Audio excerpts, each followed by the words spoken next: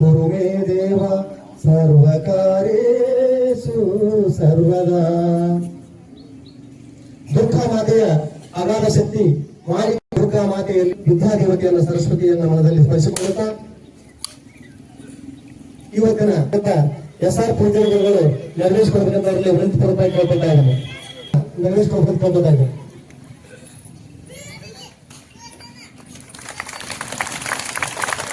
प्रणाम एक राष्ट्रगीत एक साथ शुरू कर 77वें गणराज्योत्सव के बोलो भारत माता की सरदार शिल्पी अंबेडकर के बोलो भारत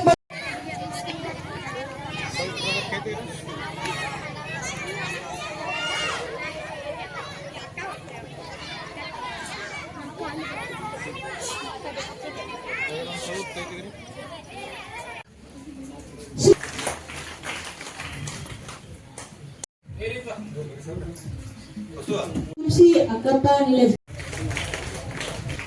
श्री विठल निर्वाणी SDM श्री ದೇವ ಕಂಪಿ ಇವರು ಸಹ ಸ್ವಾಗತವನ್ನು ಕೋರಬೇಕಂತ ಹೇಳ್ತೀನಿ. ಮಾಜಿ ಸೈನಿಕರು ಇವರು ಶ್ರೀ ಬಸು ಬೆಳಗೂರ್ ವಿಠಲ್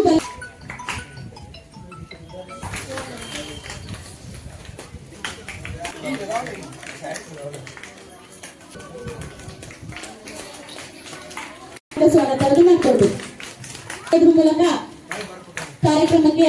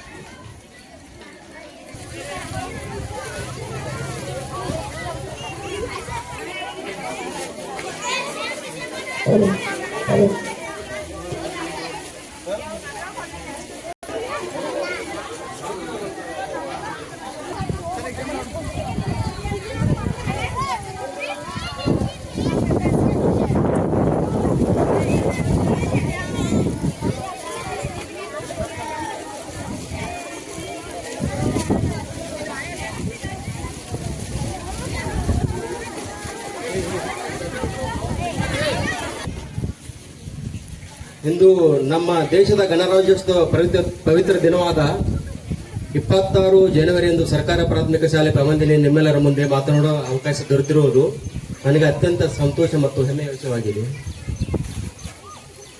26 ಜನವರಿ ನಮ್ಮ ದೇಶದ ಆತ್ಮಸಾಕ್ಷಿಯಾದ ದಿನವಾಗಿದೆ. 1950ರ ಇದೇ ದಿನ ಭಾರತವು ತನ್ನ ಸ್ವಂತ ಸಂವಿಧಾನವನ್ನು ಅಳವಡಿಸಿಕೊಂಡು ಸಾರ್ವಭೌಮ ಮತ್ತು ಹಾಗೂ ಪ್ರಜಾಸತ್ತಾತ್ಮಕ ಗಣರಾಜ್ಯವಾಗಿ ರೂಪುಗೊಂಡಿತು. ಈ ದಿನವು ನಮಗೆ ಸ್ವಾತಂತ್ರ್ಯದ ಮೌಲ್ಯ, ನ್ಯಾಯ, ಸಮಾನತೆ ಮತ್ತು ಭಾತೃತ್ವದ ಮಹತ್ವವನ್ನು ನೆನಪಿಸುತ್ತದೆ.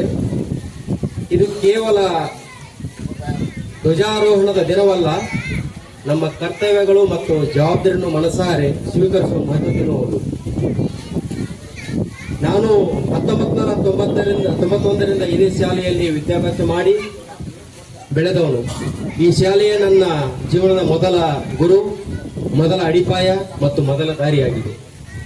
ಈ ಶಾಲೆಯಲ್ಲಿ ಪಡೆದ ಶಿಕ್ಷಣ, ಶಿಸ್ತು ಮತ್ತು ಮೌಲ್ಯಗಳೇ ನನ್ನನ್ನು ಇಂದು ನಿಮ್ಮ ಮುಂದೆ ನಿಲ್ಲಿಸಿವೆ ಎಂದು ನಾನು ವಿನಯಪೂರ್ವಕವಾಗಿ ನಂಬುತ್ತೇನೆ.